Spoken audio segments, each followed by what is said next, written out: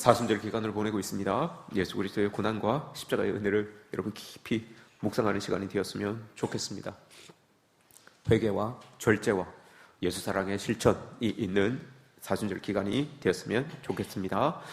성경에서는 여러분 오실 메시아를 예언한 곳이 참 많습니다. 아브라함, 모세, 여호수아, 다윗을 통하여서 예수 그리스도를 예언합니다. 미가, 스가랴, 에스겔, 예레미야, 다니엘과 같은 선지자들을 통하여서도 예수 그리스도를 예언합니다. 구약의 대부분은 여러분 구약 저변에 이렇게 밑에 깔려져 있는 그 기본이 바로 오실 메시아를 조명하고 있는 내용들입니다. 대부분의 다 구약의 내용들은 다 오실 메시아에 대하여서 이렇게 이야기를 하고 있는 거죠. 오늘 본문도 이사야 선지자를 통하여서 오실 메시아에 대하여서 예언을 해놓은 본문입니다. 특별히 한 사람을 대비하여서 유비하여서 예수 그리스도를 이렇게 이야기하고 있는 것을 우리가 보게 되죠. 본문 1절 말씀을 보시면 기름 부음을 받은 고레스라는 문구가 나옵니다. 이 말은 여러분 굉장히 의외적인 본문입니다. 이례적인 표현입니다. 다른 곳에서는 이런 표현을 찾아볼 수가 없습니다.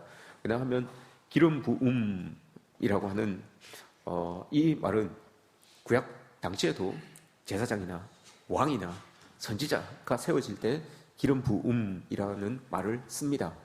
특별히 이 말은 하나님께서 선택한 백성 중에서도 유대인들, 이스라엘 백성들을 향할 때 이런 말을 합니다. 그런데 오늘 본문을 보시면 고레스라고 합니다. 그의 기름 부음 받은 고레스라고 이렇게 이야기를 하는 것을 보죠. 고레스는 우리가 알고 있듯이 이방 사람입니다. 아직까지 하나님을 모르는 사람이고요. 페르시아의 왕이 될 사람입니다.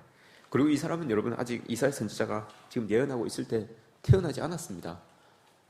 이사야 예언이 끝나고 난 다음에 150년, 역사적으로 150년이나 200년, 170년, 정확하게 한 175년, 6년 이후에나 태어날 사람입니다. 그런데 그 사람의 이름을 거론하면서 예수 그리스도를 예표하며 기름 부음 받은 고레스라고 이렇게 이야기를 하는 것을 보게 됩니다. 이런 모습으로 예수님께서 오시게 되겠구나, 메시아가 오시게 되겠구나라는 것을 하나님께서 지금 선지자 이사야를 통하여서 보여주고 계시는 겁니다. 더욱 놀라운 것은 고레스에게 그냥 고레스를 예언한 것뿐만이 아니라 고레스를 통하여서 이루실 일들을 하나님께서 쭉 오늘 본문에서 말씀을 해 놓으십니다. 2절, 1절, 2절, 3절 말씀을 보시면 아주 그 축복이, 고레스에게 부으시는 그 축복이 아주 파격적입니다. 기름 부음 받은 이것도 여러분 정말 귀한 은혜인데, 너무너무 소중한 복인데, 그럼 이걸 복으로 하십시오. 우리 모두가 기름 부음 받은 하나님의 백성입니다. 복으로 하십시오, 여러분. 이게 참 큰 복인데 그 고레스에게 하나님께서 더 많은 또 복을 주십니다. 1절을 보시면 싸우기도 전에 열국의 왕들이 자기의 성문을 열고 고레스 앞에 무릎을 꿇게 만듭니다. 하나님께서 고레스보다 앞서가셔서 모든 일들을 여러분 잘 평정을 해놓으세요. 다 평탄케 하셔서 고레스는 그냥 뒤에서 따라오기만 하면 돼요. 그냥 따라가면서 거두기만 하면 돼요. 거두어 담기만 하면 되는 그 은혜를 하나님께서 고레스에게 허락하셨다라고 이렇게 말씀을 합니다. 이게 역사적으로도 훗날 페르시아가 바벨론을 여러분 점령할 때 얼마나 쉽게 점령하였습니까? 다니엘 5장부터 그 내용이 나오죠. 에스라, 느헤미야, 에스더의 그 내용이 나오죠. 얼마나 쉽게 여러분 그 바벨론 최고의 강국이었던 그 바벨론을 페르시아라고 하는 그 군대가 얼마나 쉽게 그렇게 점령해 나갑니까? 하나님께서 예언해 놓으신 그 말씀이 그대로 고레스에게 이루어지는 것을 우리가 성경을 통해서 보게 되는 거죠. 고레스에게 주실 축복의 진수 중에 진수가 오늘 3절입니다. 3절 말씀에서 고레스에게 이렇게 말씀을 하십니다. 흑암 중에, 오늘 말씀에 내가 흑암 중에 내게 흑암 중에 보화와 은밀한 곳에 숨은 재물을 주어 네 이름을 부르는 자 나 여호와 이스라엘의 하나님인 줄을 내가 알게 하리라. 고레스를 통하여서 여러분 하나님을 드러내겠다라고 이렇게 말씀하십니다. 근데 어떻게 하나님의 이름을 고레스를 통하여 드러내시겠다라고 하는가 하면 흑암 중에 보화를 너에게 주겠다라고 이렇게 말합니다. 은밀한 곳에 숨겨진 재물을 너에게 더해 주겠다라고 이렇게 말씀을 하고 있는 것을 보게 되죠. 우리는 다 보화를 쫓아서 살아가죠. 재물을 쫓아서 살아가는 사람들인데 고레스에게는 하나님께서 재물이 자석처럼 쭉쭉 다가오게끔 이렇게 만들어 주신대요. 이런 복이 있으면 여러분 얼마나 좋겠습니까?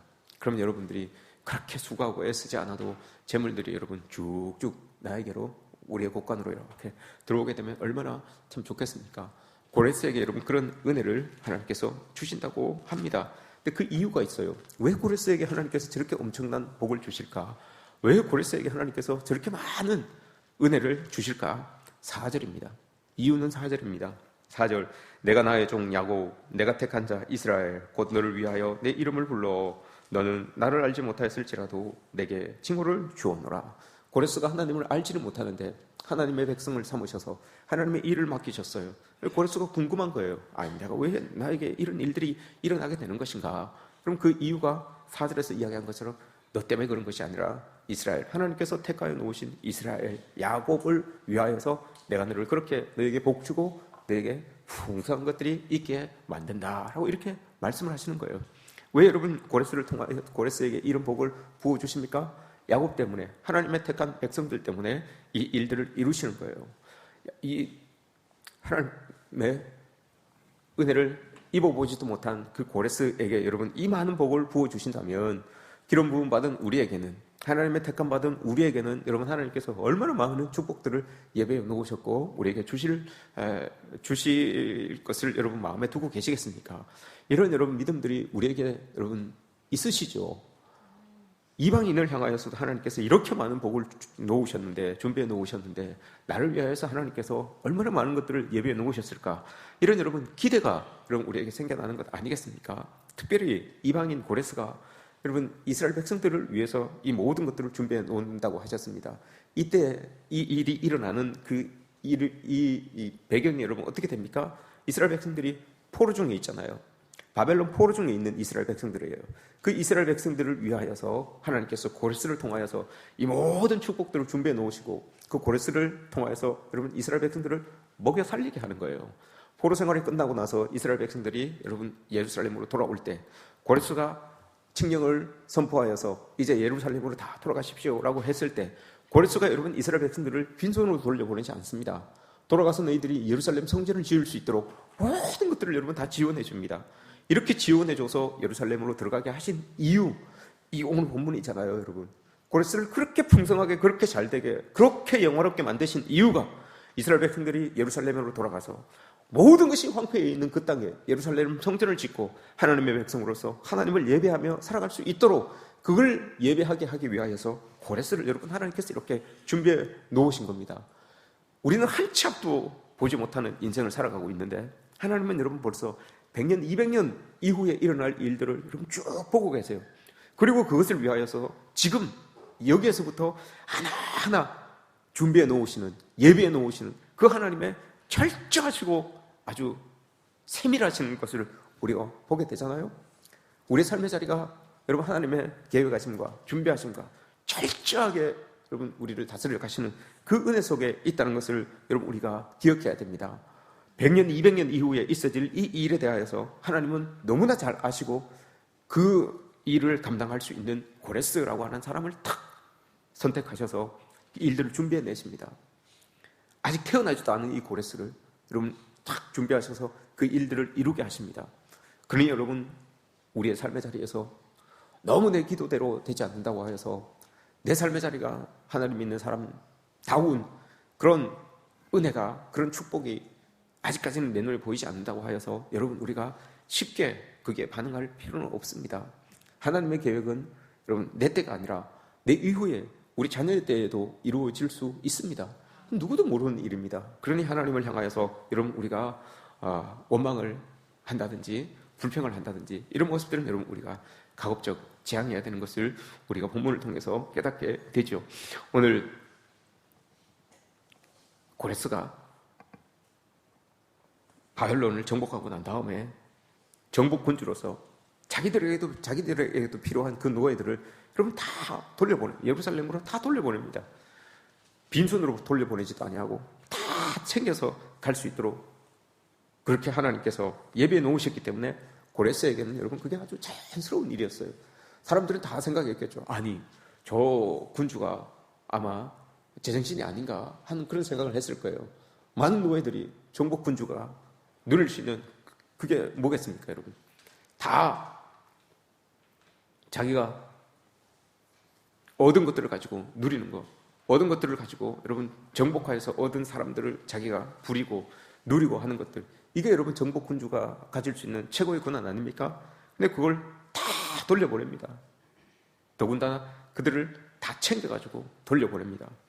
그러니 여러분 얼마나 사람들이 이상하게 받겠습니까? 근데 여러분 사람들이 이상하게 봐도 하나님께서 계획하신 일이기 때문에, 하나님께서 준비하신 일이기 때문에 그 일이 이루어지는 거예요. 아무리 여러분 옆에서 책사들이 이야기를 해도 안 돼요. 하나님께서 준비하신 일이기 때문에 그 일은 여러분 자연스럽게 이루어질 수밖에 없다는 것, 우리는 이런 믿음을 여러분 마음속에 새기고 살아가야 됩니다. 특별히 오늘 말씀에서 이야기하죠. 흑암 중에 있는 보화를 너에게 주겠다라고 이렇게 말씀하시잖아요. 흑암이라고 하면 여러분 우리는 다 싫어합니다. 이미지 자체가 여러분 흑암이라고 하는 것은 싫습니다. 성경에서 흑암이라고 하는 것은 다 싫어해요. 그런데 오늘 본문을 보시면 보화가 여러분 만들어지는 공간이 흑암이라고 하는 곳이에요. 보화가 준비되는 곳이 흑암이라고 하는 곳이라는 것을 오늘 말씀이 이야기하잖아요. 여러분들이 모르겠습니다. 다이아몬드를 한번 사보신 분들은 아시겠지만 다이아몬드 케이스는 여러분 대부분 다 검은색입니다. 대부분 검은색 케이스에 다이아몬드 알을 이렇게 넣어놓죠. 왜냐하면 다이아몬드 빛이 제일 잘 발산할 수 있는 곳, 그 빛이 제일 화려하게 보일 수 있는 곳이 그 흑암이에요. 제일 검은 케이스예요. 흑암 중에 있을 때 보화가 여러분 제일 아름답게 준비될 수 있다는 것을 말씀이 보여주잖아요. 흑암은 정말 말 그대로 빛이 없는 곳입니다. 절망스러운 곳이고 아무도 여러분 가고 싶지 않아 하고 또 그곳에서 아무것도 기대할 수 없는 곳, 그곳이 여러분 흑암이라고 하는 곳이에요. 구약에서 흑암은 여러분 광야라고 대처됩니다. 고난이라는 말로 대처되기도 합니다. 그래서 흑암은 우리에게 탁 떠올릴 때 고난이구나, 광야구나 라는 것을 우리가 마음속에 가지게 되죠. 그러나 여러분 이게 참 아이러니하게도 구약 성경에서 광야라고 하는 것은 하나님의 계획하심과 하나님의 허락하심과 하나님의 시간이 이렇게 흐르고 있는 곳이 광야예요. 하나님이 우리를 만나주시고 하나님의 모습대로 우리를 빚어가시는 그 공간이 바로 광야라고 하는 곳입니다. 교회를 핍박했던 여러분 청년 지도자 사울을 한번 기억해 보십시오. 사울은 그 일을 위해서 예루살렘을 떠나서 다메섹까지 쫓아갔던 그런 사람입니다.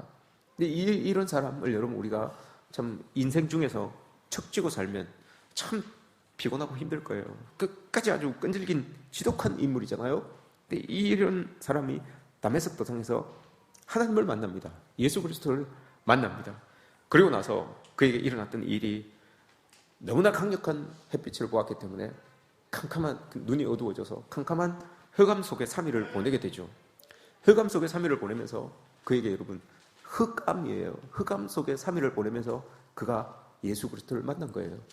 그곳에서 그 캄캄한 상황 속에서 눈에 보이지 않는, 아무것도 눈에 보이지 않는 그 상황 속에서 예수 그리스도를 만나게 된 사울을 우리가 보게 되는 거죠. 흑암 속에서 사울이 빛 대신 주님을 만나게 되었습니다. 흑암에 있었던 그 보화가 바로 예수 그리스도였던 거예요. 그 예수님을 만나고 나서 사울이 사도 바울이 됩니다.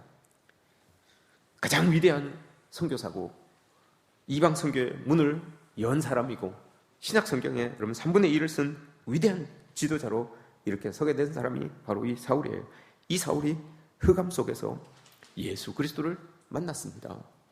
어려운 가운데, 힘든 가운데 예수 그리스도를 만나면 여러분 그 모든 것들은 한순간에 변화될 줄 믿습니다. 예수를 만나기 전에 사도 바울은 여러분 그칠 것이 없는 사람이었어요. 지식과 지혜와 권력과 힘과 재물과 모든 것들을 가지고 있었던, 하나 빠질 곳 없던 사람이었어요. 그래서 거칠 것이 없었던 사람입니다. 모든 사람에게 인정받고 모든 사람들에게 여러분 환호받던 사람이 바로 이 사울이었습니다. 거칠 것 없는 인생을 살던 그런 사람이었죠. 결코 누구도 그를 멈춰 세울 수 없는 그런 인생을 살고 있었던 사람이 바로 사울이었습니다. 말씀을 적용해 볼 때 여러분, 우리도 가진 것이 얼마나 많은지 모르겠지만, 명예가 얼마나 높은지 모르겠지만, 권력이 얼마나 센지 모르겠지만 멈춰 세우기가 힘든 사람이 있습니다. 명성이 얼마나 높은지 모르겠지만, 믿음이 얼마나 좋은지 모르겠지만 멈춰 세울 수 없는 사람이 여러분 있습니다. 그렇게 신앙생활을 하면, 그렇게 여러분 하나님의 사람으로 살아가게 되면 자기는 잘 나갈지 모르겠습니다. 자기는 아주 멋있게 그렇게 나갈 수 있겠죠. 그러나 많은 사람들이 멈추지 않는 그 질주에 여러분 다치게 되는 것을 우린 기억해야 됩니다. 오늘날 교회 속에서 이 교회 저 교회 따질 게 없습니다. 오늘날 교회 속에서 멈추지 않는 이런 많은 사람들 때문에 여러분 많은 사람들이 아파합니다. 그런데 특징이 있어요. 멈추지 않는 사람들은, 멈출 수 없는 사람들은 너무나 당당한데, 그 멈추지 않는 사람으로 인하여서 상처받는 사람들은 드러내지 않습니다. 그 상처를 드러내지 아니하고 그 아픔을 드러내지 않습니다. 참 성숙한 그리스도인들이죠. 그러니 멈추지 않는 사람들은 내가 잘못하고 있는지 잘하고 있는지 조차도 몰라요. 그래서 여러분, 하나님께서는 사울에게 흑암을 허락하셨던 겁니다. 흑암을 허락하셔서 아무것도 보이지 않게, 더 이상 멈추지 않고 나아갈 수 없게끔 그렇게 하나님은 만드신 거예요. 그래서 그 흑암 속에서 자기를 발견하고 예수 그리스도를 발견하고 자기의 삶을 돌아보게 되는 그런 일들이 일어나는 것 아니겠습니까? 예수님께서 여러분 무덤 속에 3일 동안 계실 때에 세상 사람들은 흑암의 시간이라고 생각을 했어요. 끝이라고 생각했습니다. 그러나 예수님의 그 무덤 속에서의 3일, 이 여러분 사망의 권세를 깨뜨리는 시간이었습니다. 부활의 영광을 준비하는 시간이었습니다. 이런 흑암이 그리스도인들에게도, 우리에게도 여러분 임해요. 우리도 여러분 고난이라고 하는 것, 어려움이라고 하는 것, 힘듦이라고 하는 것이 우리의 삶의 자리에서 여러분 옵니다. 아무것도 보이지 않냐고, 아무 도움도 잡히지 않냐고, 누구에게도 이야기하지 못하는 그런 흑암이 여러분 우리 그리스도인들에게도 있습니다. 그때가 여러분 오늘 예수님께서 그 안에서 부활을 준비하셨던 것처럼, 그 안에서 영광을 준비하셨던 것처럼, 그 안에서 예수 그리스도를 만날 그 기회, 그 시간을 준비하였던 것처럼 여러분 우리에게 그런 어려움의 시간이 우리를 지금 덮고 있다면, 그 아픔이 우리의 마음을 여러분 주장하고 있다면 그 시간이 영광을 준비하는 시간이고, 그 시간이 하나님을 더 높일 수 있는 그 시간을, 그 자리를 준비하는 시간이라는 것을 여러분 믿으시기 바랍니다. 이런 믿음을 가지고 나아갈 때 여러분 우리가 정말 하나님께 붙들림 받고 살아가는 사람이 될 수 있을 것입니다. 옛날에는 여러분, 요즘은 스마트폰이 좋아서 사진을 찍고 지우고, 마음에 안 들면 지우고 찍고 또 찍고 할 수가 있어요. 너무너무 쉽죠. 근데 옛날에는 여러분 그렇지 않았어요. 옛날에는 카메라 안에 한정된 그 필름을 넣고 찍죠.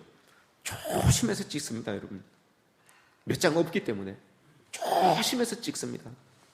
그리고 찍고 나면 두근두근 하는 마음으로 인화를 하죠. 그 인화를 할 때 여러분 어떻게 합니까? 암실에 들어가서 합니다. 햇빛이 차단된, 빛이 차단된 공간에서 여러분 그걸 인화합니다. 그리고 나서 그 인화된 사진을 이렇게 밝은 데서 이렇게 보게 되죠. 우리의 그리스도인들의 인생은 여러분 이런 겁니다. 늘 삶의 자리에서 하나님의 시각으로 조심조심해서 그렇게 살아가야 됩니다. 하나님의 눈빛으로, 하나님의 은혜 속에서 여러분 조심조심 그렇게 살아가야 되는 겁니다. 혹여나 하나님의 영광을 가리면 어떡할까? 혹여나 예수 그리스도의 그 보혈을 허투루 우리가 뿌려지게 하면 어떡할까? 이런 삶의 모습을 여러분 우리가 가지고 살아야 되는 거죠. 그리고 여러분 탁 흑암 중에서 그 찍혔던 사진을 밝은 곳에서 이렇게 보게 됩니다. 우리의 절망 가운데서 하나님께서 예배해 놓으신, 하나님께서 준비해 놓으신 것들을 여러분 밝은 곳에서 이렇게 볼 때가 있을 거예요. 지금은 이해가 안 될 수가 있습니다. 지금은 아무것도 여러분 우리가 마음속으로 받아들이지 않는 그런 상황이 우리에게 있을 수도 있습니다. 그러나 언젠가 밝은 곳에서 여러분 탁 보게 되면 이거였구나. 하나님의 계획이 이거였구나. 하나님께서 뜻하신 것이 이거였구나 하는 것을 여러분 우리가 깨닫게 되게 될 것입니다. 내 주변에 하나님이 안 계신 것처럼 살아계시지 않는 것처럼 그렇게 보일 수 있어요. 그러나 여러분 하나님은 여전히 그 허감 중에서 일하시고 계신다는 것 여러분 우리가 알잖아요. 하나님은 우리가 보기에는 느껴지지 않는 것처럼 그렇게 하나님이 계실 수 있어요. 그러나 여러분 하나님은 그 상황 속에서도 여전히 일하십니다. 우리는 일하지 못하잖아요. 흑암 속에 있을 때 우리는 좌절하고 절망하지 일하지 못합니다. 그러나 여러분 우리가 흑암 속에 있을 때 하나님은 여전히 그곳에서 일하세요. 창세기 1장에서 여러분 하나님께서 일하시죠. 모든 것이 흑암 중에 있을 때에 하나님의 영이 수면 위에 이렇게 움직이시잖아요. 그러시면서 여러분 뭘 하십니까? 하루하루 만드십니다. 일하십니다. 모든 것이 흑암 중에 있을 때 하나님은 그 흑암 중에서 일하세요. 그래서 만들어내시잖아요. 뭘 만들어내십니까? 보시기에 좋은 것들을 여러분 만들어내시잖아요. 우린 다 흑암 중에 있어서 아무것도 보이지도 않고 뭐 할 수가 없어요. 그러나 하나님은 그럼에도 불구하고 그 흑암 중에서도 계속해서 하나님은 하나님의 하시는 일들을 하세요. 그래서 만들어내세요. 그리고 보시기에 힘이 좋은 것들, 보시기에 좋은 것들을 여러분 만들어내잖아요. 우리는 그렇게 만들어낼 수 없어요. 우리는 그렇게 보시기에 좋은 것들을 환한 곳에서도 만들어낼 수 없는 인생들이에요. 절망 속에 여러분 우리가 좌절 속에 있다면 그곳에서도 하나님은 우리를 위하여서 좋은 것들을 만들어내고 계신다는 것을 여러분 믿으시기 바랍니다. 하나님은 오늘도 지금도 우리를 위하여서 좋은 것을 만들어내시기 위하여서 열심히 일하고 계심을 믿습니다. 우리가 그런 존재예요. 여러분 오늘 고레스를 준비한 이유도 나를 위해서예요. 고레스를 준비한 이유가 이스라엘 백성을 위해서 준비한 거예요. 고레스가 예뻐서 그런 게 아니에요. 고레스가 여러분 잘나서 그런 게 아니에요. 우리를 위하여서 그 부족하고 연약하고 참 절망 가운데 있어야 되는 그 이스라엘 백성들, 이 이스라엘 백성들을 여러분 하나님께서 자기의 백성으로 선택해 놓으셨기 때문에 그 선택된 백성들을 위하여서 이 고레스를 쫙 준비하여서 이스라엘 백성들에게 한번 딱 사용하시는 그 은혜를 여러분 보여주시는 것 아니겠습니까? 여전히 여러분 하나님은 우리를 위하여서 지금도 일하고 계십니다. 에스더서를 보시면 여러분 하나님이라고 하는 말이 한 번도 안 나오지 않습니다. 근데 여러분 에스더서를 읽어보시면 하나님의 계획하심과 하나님의 준비하심과 하나님의 이끄심이 여러분 그 성경 속에서 많이 드러나잖아요. 에스더가 여러분 내가 죽으면 죽겠습니다 라고 했을 때도 하나님은 도우시잖아요. 그러나 성경 속에서는 여러분 하나님이라고 하는 단어는 한 번도 나오지 않습니다. 우리의 삶의 자리에서 하나님이 여러분 한 번도 내 눈에 정확하게 보이지 않을 때가 여러분 있을 거예요. 그럼에도 불구하고 여러분 하나님은 여전히 보이지 않는 그곳에서 우리를 위하여서 일하고 계셔서 이끌어 가시고 계획하시고 오늘 고레스에게 여러분 모든 일에 앞서가 주셔서 모든 일을 정리해 놓으셨던 것처럼 하나님은 그 정리 작업을 지금도 하고 계십니다. 우리를 위하여서 그 보화를 여러분 하나님은 준비하고 계신다는 것 여러분 기억하시기 바랍니다. 오늘 말씀을 여러분 보십시오. 다이아몬드가 여러분 만들어지기 위해서는 세 가지의 조건이 필요합니다. 똑같은 탄소지만 석탄이 만들어지는 것과 다이아몬드가 만들어지는 것, 이게 차이가 있어요. 똑같은 석탄이에요. 똑같은 탄소잖아요. 근데 이게 다이아몬드는 더 깊이 들어갈수록 더 깊이 100m, 200m, 100km, 200km 지면으로부터 더 깊이 들어갈수록 좋은 다이아몬드가 만들어질 수 있는 조건이 생성이 되는 거예요. 밑으로 들어가면 들어갈수록 여러분 압력이 높아지잖아요. 압력이 있어야 되는 거예요. 그래야 밀도가 있어지게 되는 거니까요. 압력이 있어야 되고요. 여기에 더하여서 열이 있어야 됩니다. 고온이 탁 가해져야지만 이 다이아몬드가 탁 생성이 된다고 합니다. 탄소는 그렇지, 석탄은 그렇지 않아요. 대충 그냥 어느 정도 깊이에서 어느 정도의 압력과 어느 정도의 열기만 있으면 그 석탄이 만들어지는 거예요. 그러나 다이아몬드는 그게 아니에요. 거기에서 몇 수십 배 더 깊이, 몇 수백 배 더 깊이, 더 많은 압력과 더 센 열과 더 높은 열과 이런 것들을 다 감내해낼 때 여러분 다이아몬드가 이렇게 만들어진다라고 이렇게 이야기를 합니다. 성도는 여러분 이렇게 만들어지는 거 아니겠습니까? 대충 만들어져서 여러분 석탄처럼 그렇게 지내지 마십시오. 대충 만들어져서 여러분 석탄처럼 정말 만지는 사람마다 검정칠하게 만드는, 다니는 곳마다 여러분 검정칠하게 만드는 그런 그리스도인들이 아니라 조금 더 어려워도, 조금 더 힘들어도 여러분 그거 참아내면, 그거 인내해내면 정말 누구에게 그게 맡겨져도 여러분 그 사람을 빛낼 수 있는 그 다이아몬드 같은 보석, 오늘 여기에서 이야기하고 있는 그 보석이 여러분 그런 것 아니겠습니까? 예수 그리스도라고 하는 그 보석을 여러분 우리가 가졌다면, 그 보석은 여러분 누구에게 맡겨져도 모두를 빛낼 수 있고 모두에게 여러분 영광을 돌려줄 수 있는 그런 보화예요. 그 보화를 우리가 가졌음에도 불구하고 꼭 석탄처럼 여러분 우리가 가는 곳마다 검정칠을 하고 가는 곳마다 여러분 그렇게 안 되잖아요. 그건 아니잖아요. 그러면 아직 우리가 제대로 된 보화이신 예수 그리스도를 내가 간직하지 못했구나, 내가 가지지 못했구나, 좀 더 나에게 더 깊숙한 고뇌의 시간, 더 기쁨의 시간이 나에게 있어야 되겠구나, 더 아주 고압의 시간이, 나를 돌아보고 나를 짜내는 시간이 있어야 되겠구나, 회개의 시간이 철저하게 나를 짜내는 시간이 있어야 되겠구나, 여러분 기억해야 됩니다. 철저하게 나를 태워내는 그 고온의 시간이 나에게 더 필요하구나. 이런 것들이 여러분 다 맞아질 때 예수 그리스도가 그 과정을 통해서 나에게 지어지는 그 예수 그리스도가 정말 보화가 되는 거예요. 정말 값어치가 되는 거예요. 그래서 이 보화를 들고 다닐 때마다 여러분 많은 사람들이 나를 주목하게 되고 영광이 나타나게 되는 것이고 빛이 비춰지게 되는 거예요. 그게 아니라 보화가 되기 이전에, 다이아몬드가 되기 이전에 여러분 우리가 석탄의 모습으로 우리의 삶을 살아간다면 그리스도인임에도 불구하고 하나님도 영광스럽지 못하게 되는 것이고 우리의 모습도 그렇게 되는 것 아니겠습니까? 오늘 고레스를 통하여서 준비해 놓으신 이스라엘 백성들의 모습을 여러분 보십시오. 한번 석탄처럼 살았잖아요. 석탄처럼 그렇게 살았던 사람들이에요. 그런데 다시 한번 하나님께서 그 석탄처럼 살아가는 과정을 통하여서 더 압력을 주시고 더 온도를 높이시고 더 깊이 빠지게 하셔서 그 시간을 허락하셔서 이제 다이아몬드처럼, 이제 하나님의 백성처럼 다시 회생시키려고 고레스를 보내신 거 아닙니까? 우리에게도 마찬가지입니다. 예수 그리스도를 우리에게 보내신 이유는 그겁니다, 여러분. 좀 더 날마다 우리가 예수 그리스도를 고백하고 또 마음속에 받아들이고 살아가는 것은 다이아몬드처럼, 정말 석탄처럼 사는 것이 아니라 보화처럼, 흑암 중에서 탁 발견된 그 보화처럼 우리가 살기를 바라는 그런 하나님의 마음 아니겠습니까? 그래서 예수님께서 이 사순절 기간 십자가를 지시고 고난의 길을 걸어가신 것 아니겠습니까? 우리도 여러분 그 길 따라가야 됩니다. 예수님께서 인내하셨던 그 인내, 당하셨던 그 압력, 그리고 온몸을 태우셨던 그 온도, 모멸감, 수치심, 깊이 마음속 깊이 몰려드는 그 모멸감, 여러분 참아내고 인내해야 되는 겁니다. 이게 사순절을 보내면서 우리가 가져야 되는 마음가짐입니다. 그리스도인들이 가져야 되는 마음가짐입니다. 알리 핫바드라고 하는 사람이 있습니다. 이 사람 인도 사람인데 이 사람은 다이아몬드를 찾는 사람이에요. 다이아몬드를 찾아다니는 사람이었는데 어느 지나가는 사람이 다이아몬드 이야기를 해줬어요.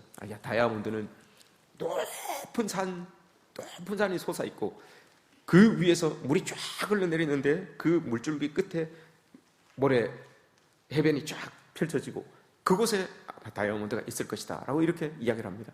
그래서 그 핫바드라고 하는 사람이 모든 것을 정리하고 그런 산, 딱 되어 있는 큰 산이 있고 물이 흐르고 해변이 있는 곳을 찾아다닙니다. 동남아를 시작하여서 태평양, 유럽, 전 세계를 다닙니다. 없어요. 그래서 자기는 땅의 끝이라고 하는 스페인까지 갑니다. 없어요. 거기에도 없어요. 그래서 찾다가 못 찾아서, 여러분 늘 파랑새는 여러분 우리 집에 있어요. 파랑새는 내 집 세장에 있는 게 그게 파랑새예요. 그렇게 찾다가 못 찾았어요. 그래서 절망하여서 스페인 그 아름다운 절벽에서 생을 마감하죠. 집에 홀로 남았던 아내하고 자식들이 먹고 살 길이 없으니까 자기 땅을 이제 얼마 되지 않는 그 땅을 팔아버립니다. 팔고는 젊은 청년이 그 땅을 샀어요. 열심히 소를 가지고 낙타를 가지고 땅을 이렇게 갈아갑니다. 곡식도 뿌리고 추수도 하고 해야 되니까 열심히 합니다. 열심히 하면서 낙타도 이제 목이 마르니까 흐르는 시냇물에 가서 물도 먹이고 자기도 좀 쉬고 이렇게 합니다. 그러다가 반짝반짝하는 돌을 발견합니다. 한 묶음 지어가지고 예쁘다고 생각해서 자기 창가에다가 이렇게 가서 모아놔요. 이렇게 모아냅니다. 근데 그걸 지나가다가 어떤 사람이 딱 보고, 야, 너무너무 아름답다 라고 해서 보니까 이게 이제 그때 알리 핫바드에게 그 다이아몬드 이야기 해줬던 그 사람인 거예요. 그 사람이 가서 창가에 있는 돌을 딱 보니까 이게 다이아몬드였던 거예요. 인도에 이거 어디서 구했냐라고 하니까 아니, 내 밭에 저기 흐르는 저기 물에서 구했다. 가서 봤어요. 가서 보니까 엄청나게 많은 그 돌들이 깔려 있는 거예요.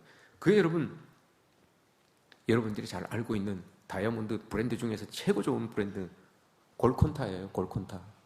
아십니까, 여러분? 혹시 여기 반지 끼고 있는 그 다이아몬드 그 품질 보증서에 보면 골콘타 다이아몬드라고 이렇게 적혀져 있는 것 한번 보세요, 여러분. 지금 이렇게 보세요. 이렇게 다이아몬드 이렇게.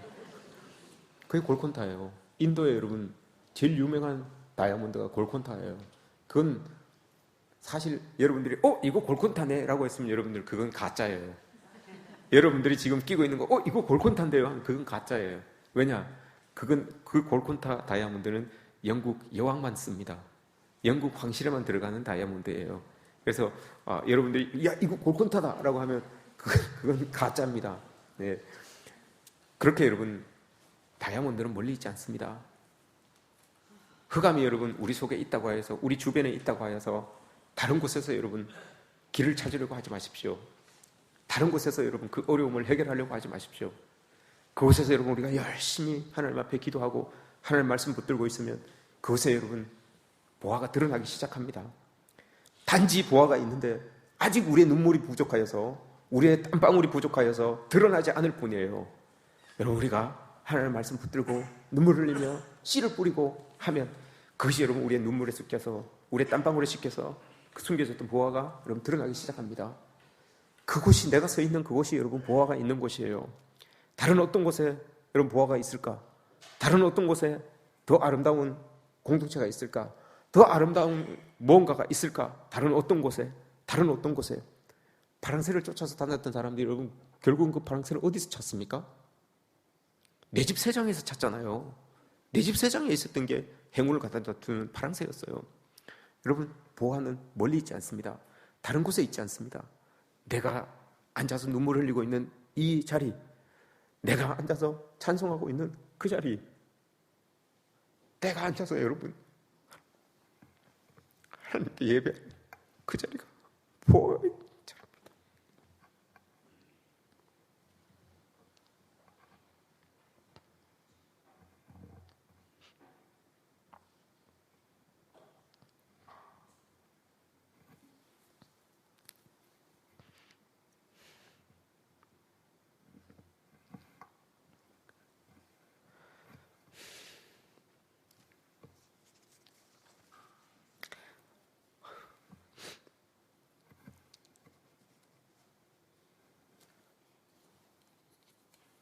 누가복음 15장에 여러분 둘째 아들이 떠나가잖아요.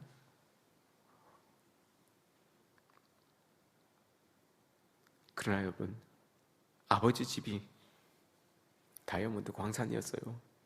딴 데 여러분 다 다른 데 가잖아요. 그것은 여러분 탕진하게 만드는 곳이에요. 다이아몬드 광산은 아버지 집이었어요.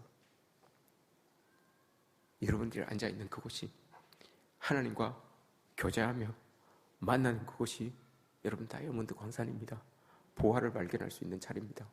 그 자리를 믿음으로 눈물로 그럼 땀방울로 지켜내시는 여러분들 되시기를 주님의 이름으로 축복합니다.